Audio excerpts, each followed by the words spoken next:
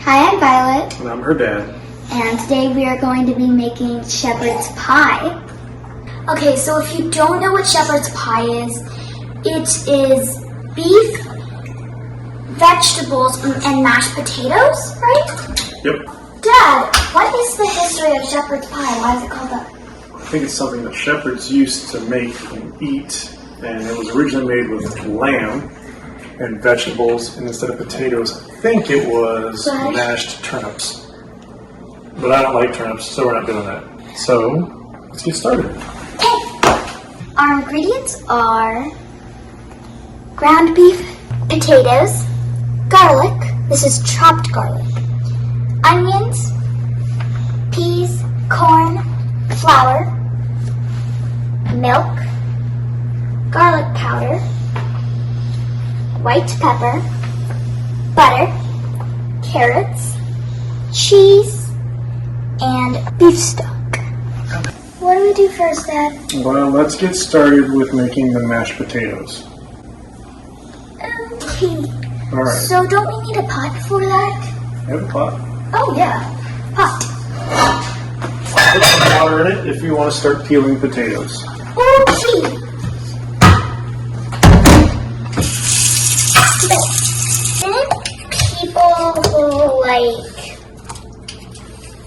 Didn't people call cowboys, didn't they say, like, if people have like a Texan accent, don't they call this potatoes? They can. I mean, Have you heard that before? I have. Why do people call them that? I don't know, just to be funny, I think. Do you like calling them taters? Potatoes? I don't know. Just to be clear, Dad, when you see like a brown spot or anything weird on a potato, do you just keep peeling until it's off? Well, I say if you wouldn't eat it, then don't serve it. So if you wouldn't eat a brown spot, don't put a brown spot in there. So that's why I use a knife as opposed to a peeler. Why? Because I need to cut these potatoes anyways, and I can cut out all the bad spots. I think Just peel a couple more times with a potato. it's quicker to do it this way, but it's not the only way. Your way is fine as well.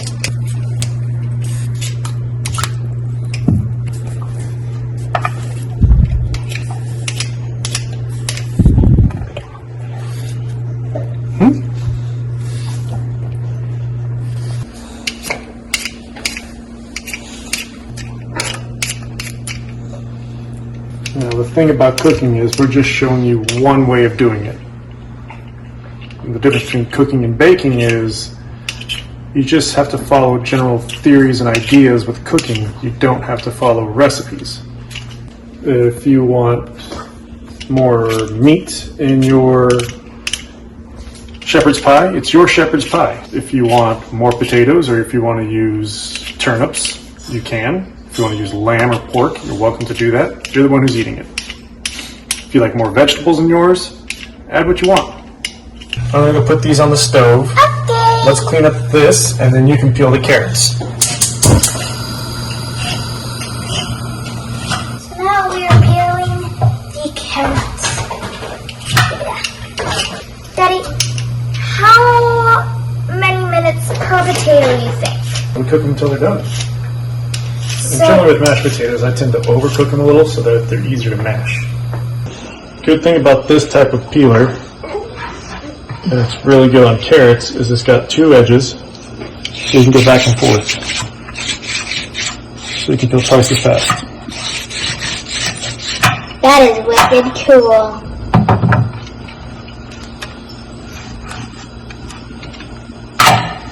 Who knew?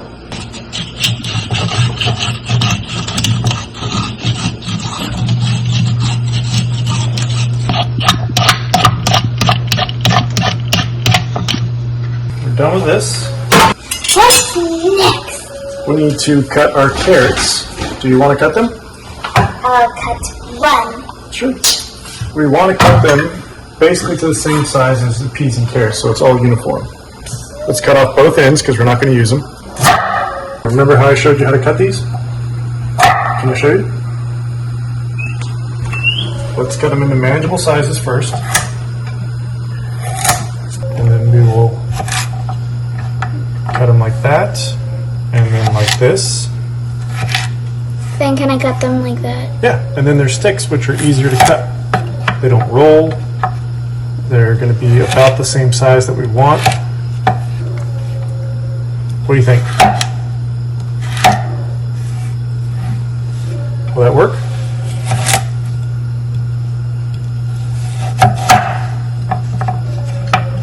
And carrots do take some strength to cut through.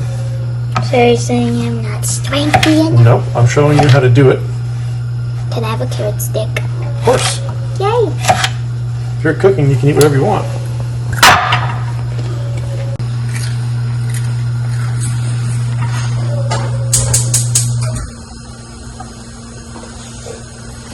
Very nice. About the same size as the peas is what our goal is.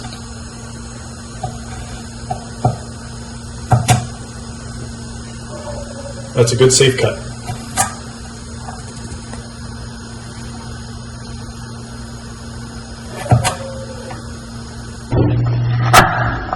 Very nice.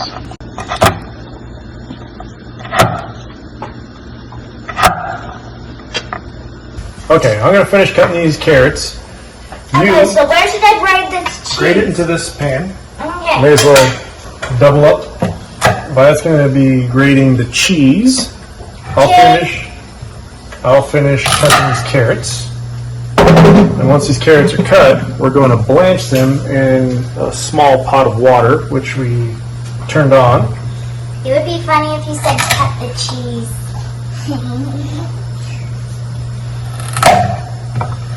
You know what I mean? You know what I mean? I don't. What do you mean? Cut the cheese is another way of saying fart. What? Who told you that? Is this what you're learning at school?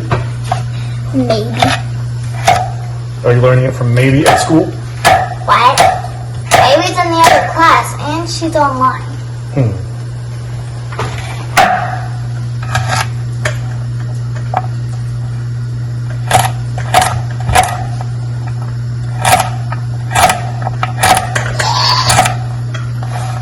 I am grating cheese. Cheese. Say hedgehog grater. Or some people say hedgehog.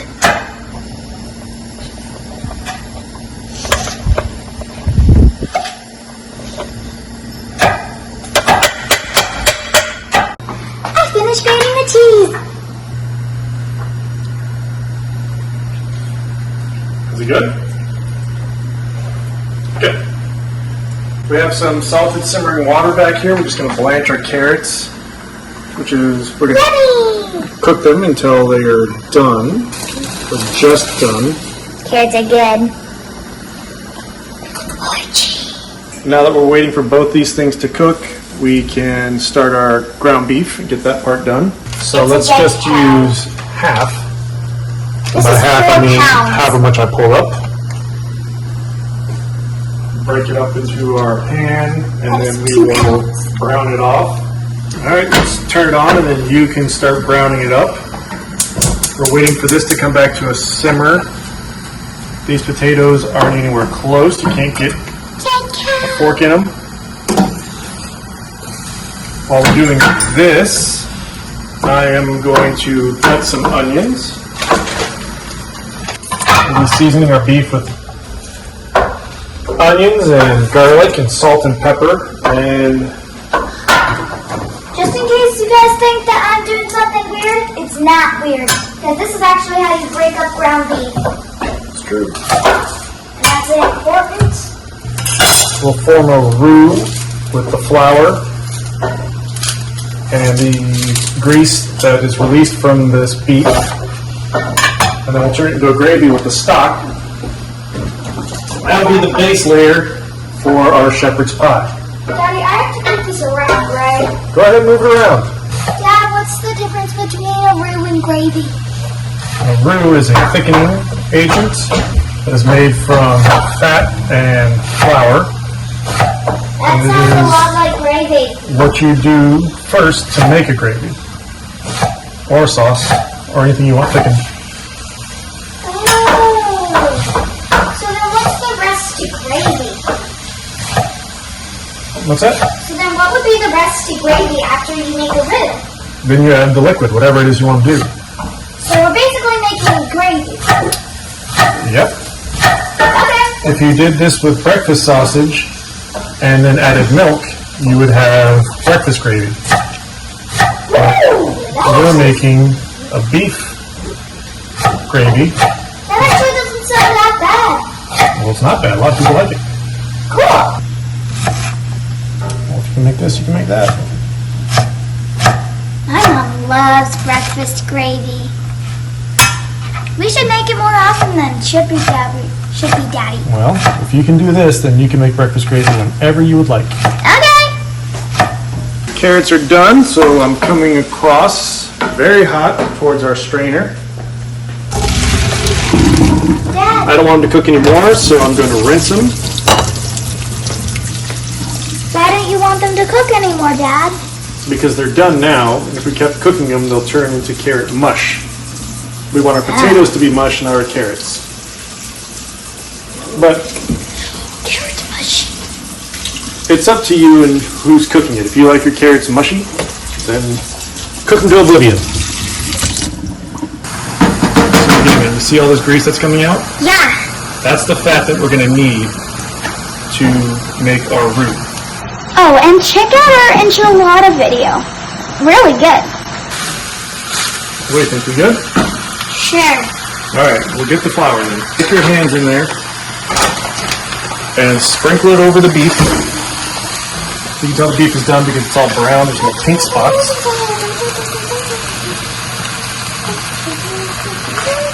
Okay, we're going to turn the temperature down a little bit. Just drop it. All right, let's see if that's enough. Now we're using a gluten-free flour, which I think is rice-based.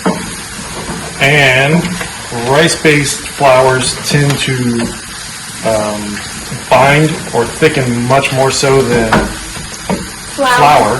So that's something that as you work with different ingredients, you need to realize which one is good for what. And this will become a very thick thickener Kind of like if you add too much flour. Go ahead and throw some more flour in there. the difference between canola oil and extra virgin oil. Because canola oil, like, you know, it fries very well, but extra virgin oil doesn't fry at all. Well, they all have their different uses. I turned the heat down to low because I'm doing my best to not burn this. You don't want to burn the flour. It's getting thick. It's sticking to the bottom of the pan. Shouldn't we get that off the bottom of the pan? We're going to do our best. The other thing is you want to simmer this long enough to let the flour taste cook out, which takes some time and some patience and a low temperature. And this is the best stuff in the world. So I think we have a pretty decent roux. That's a roux? This part that's sticking, that's the roux. You can make it separately in a pan and then add it, but for this application, for things like breakfast gravy and this, we just do it directly in the pan with the meat that's already in there. It's a little rustic. I don't think Thomas Keller would be doing this or agreeing with it. Who's that? He's a very famous chef. Why don't you grab the stock? Why don't I wash off my hands? Well, you better do it quickly because I need the stock. We're getting close. Breaking apart with a fork. You see they're very soft. But there's still some resistance, so I'm going to let them go a little bit longer. Okay. Stop. Alright, pour a slow stream in.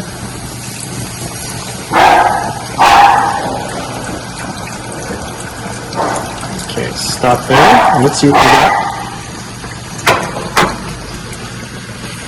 Definitely sticking to the bottom, huh? So more? Let's work it all in and see what we can get. We want gravy. Wavy. Yeah, wavy gravy. Can I pour in more? What do you think? Does it need more? Maybe. Well, if you think it needs more, throw some more in. See how it's turning brown at the bottom? That is the fond that you want, because that's adding flavor. Now our problem is to get it off the bottom of this pan. Yum! Alright. We're going to work that fluid in. Wave, gravy train. Oh yeah? Need some more? Yeah? That looks good. You think so? Can I taste it? Well, you can taste it anytime you want. We haven't put any salt or pepper in this, so it's going to need both of those. Okay. I want to taste it before this.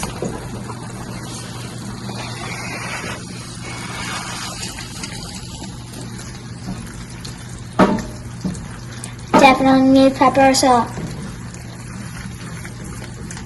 It smells right. It smells delicioso. You can see the gravy starting to form. Yeah. If we want to prove our point, go ahead and dump a little more stock in there. Right here. See how thin that is as opposed to the rest?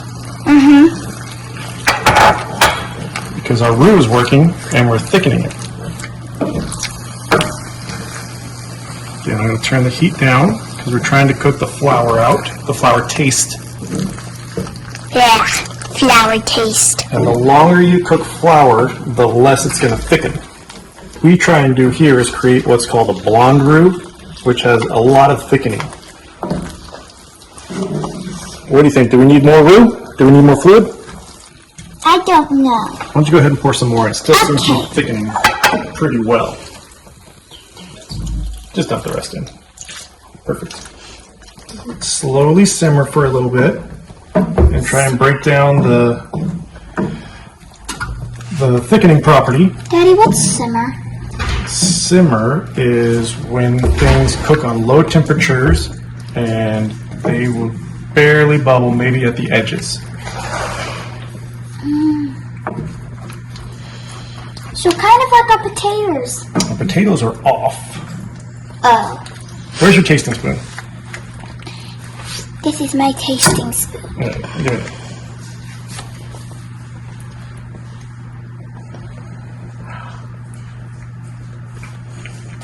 That needs some salt.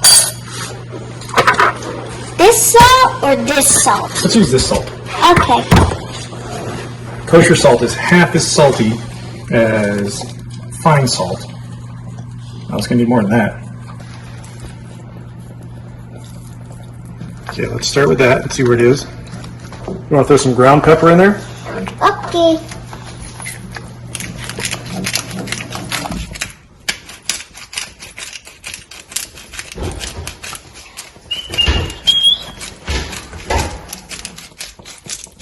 Why don't you give it a taste and see where we're at?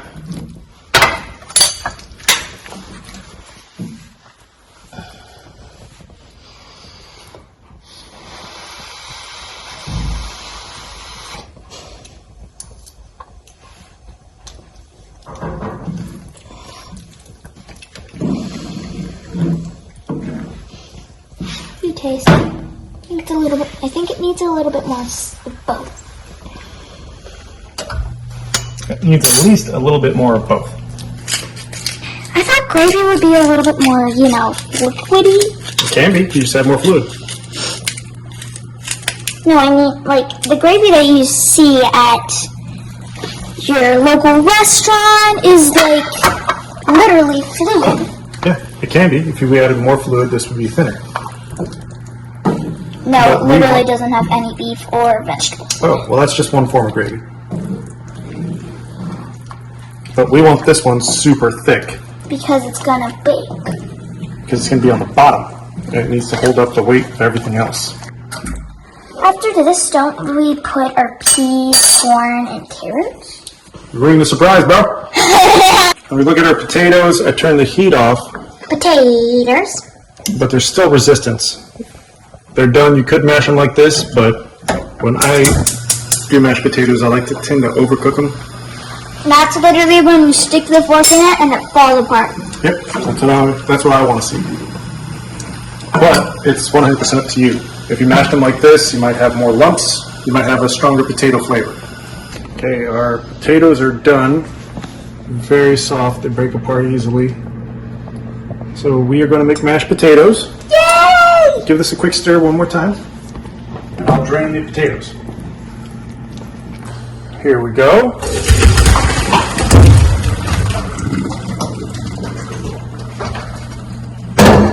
Now, me personally, I like to make my mashed potatoes with a lot of butter and not a whole lot of milk. I'm going to roughly chop our butter. Just so that it melts a little easier. Excuse me, everyone. Thank you, Charlie. Dump our potatoes on there and we're going to let them sit for a little bit just so that the butter will melt. Okay, I think that's done. Why don't you go ahead and turn that off. Let's get on to mashing potatoes. I put the lid on to keep the potatoes hot. You can give it some mashes. Oh, slower speed. There you go, that's a good one. Daddy, if you don't have one of these, what can you use? Just a whisk.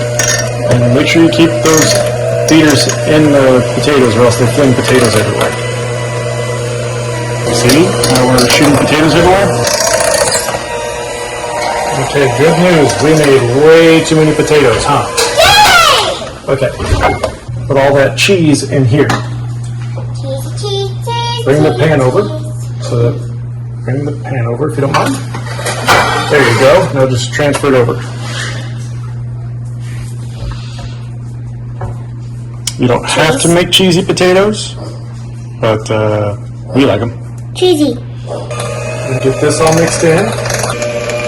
Are they still hot?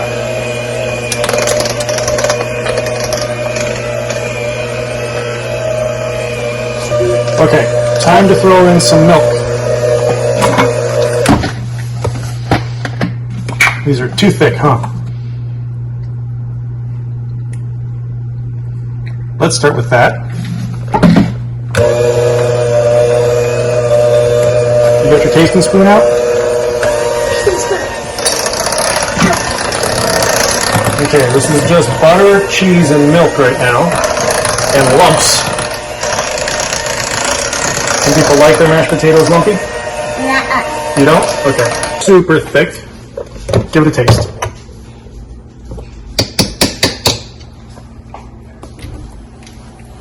Definitely needs seasoning. Okay. Let's use a finer salt.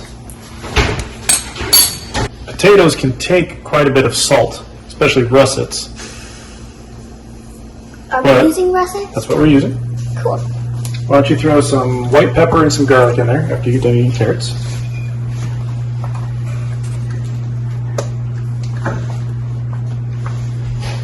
That's enough. Need the garlicky. Go easy with the white pepper because it's very strong. Spread it around so we don't get a big clump of white pepper. Perfect. Now, a splash more milk after you get done eating carrots.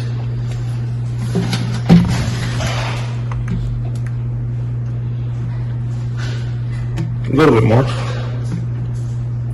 A little bit more. You got the tasting spoon? Tasting spoon. Just the taste. Perfect. It tastes like carrots.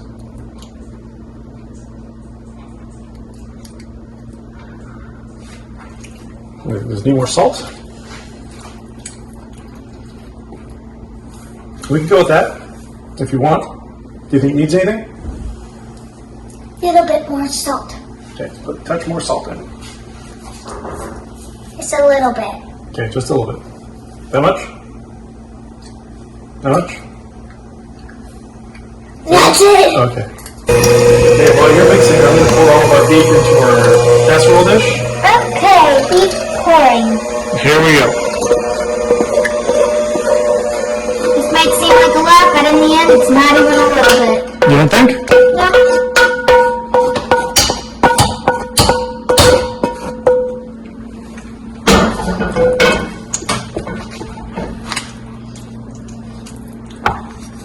We're going to need a better spoon than this one, I think. We need a spatula. If you wanted to, some people would even put a couple of cracked eggs in their mashed potatoes because it makes them puff up. So when you bake them, they get real puffy. That actually makes sense. Or not. You could also use baking powder if you wanted to, but we're not going to do that. Okay. Your turn. Throw a layer of peas on there.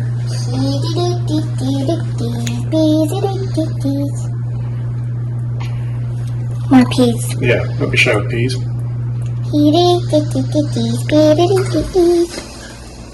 Earlier I made a joke about peas, about how Charlie likes peas because my mom gave him peas. But then I also said, Charlie does like peas, like P-E-Es. I don't get it. Peas, like when you go to the bathroom peas. No, I don't get it. Like these peas, he likes these peas. He also likes going to the bathroom peas. It's a joke. I don't get it. I get it. What do you think? Is that all the peas you want to eat? Should we put in more peas? Heck yeah, people love peas. Okay. Peas, Nuh-uh, you put those peas back in. Well, let's add the carrots then. Carrots. Don't be shy with carrots. All right. Especially not these carrots, because they're stupid.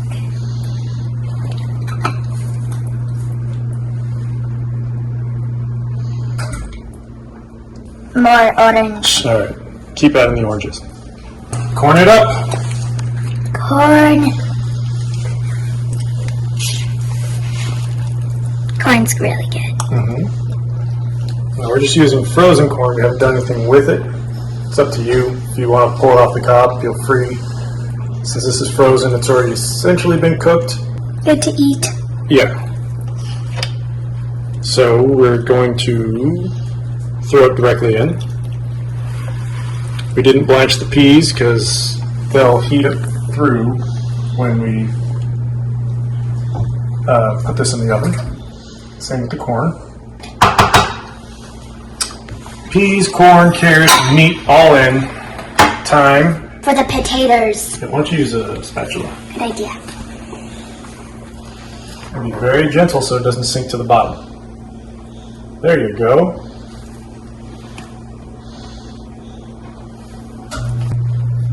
Clumps. Yeah, clumps.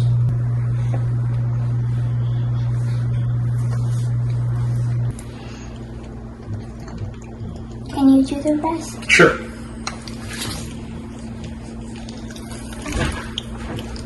Do we have to smooth this down? We do. Which is why we have to be a little more gentle and use all of our cake frosting skills. We've never frosted a cake like this. We don't really frost cakes because cake is not our thing.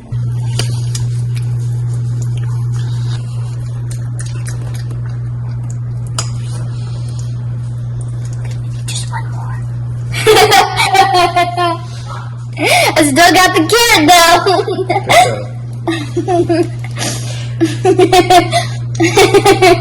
And a lot of mashed potatoes. Well, good. You like both those things.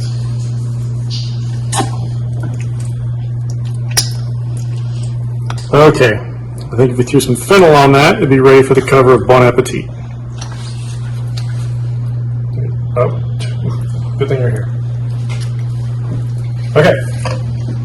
Now we have an oven that's preheated to 350. 350.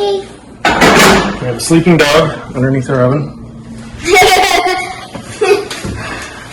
Good job, Charlie boy. Don't get up on my account. In it goes, and since everything is already cooked, we're just going to cook it until it's hot all the way through. So it has been 20 minutes.